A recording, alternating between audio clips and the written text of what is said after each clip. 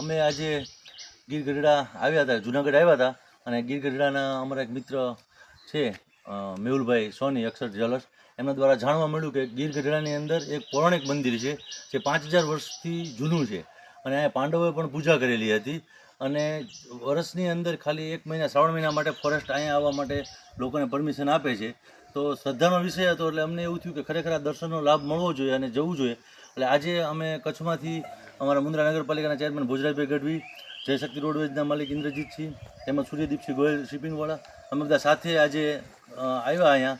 અને પહેલા દિવસે અમને આજે પાતાળેશ્વર મંદિરનો દર્શનનો લાવો મળ્યો ત્યારે ખરેખર ગૌરવ સાથે અભિભૂતિ થઈ કે ખરેખર આવી સરસ જગ્યામાં અહીંયા ત્યારના સમયમાં આ શિવલિંગ બનેલું અને આવું પૌરાણિક મંદિર ખરેખર અમે આજે દર્શન કરીને સૌભાગ્ય થયા એવું અમને સ્વીકારીએ છીએ. અને હું તમામ પબ્લિકને, ધર્મપ્રેમી જનતાને કહું છું કે અત્યારે 1 મહિનો આ લાવો મળે એવું છે તો તમે ગીરમાં પધારો કોઈ પણ, તો અહીંયા જરૂર ચોક્કસ ગીર ગઢડાની બાજુમાં છે, ફોરેસ્ટની પરમિશન લઈને તમને આવવા દે છે, તો ચોક્કસ અહીંયા દર્શન કરજો.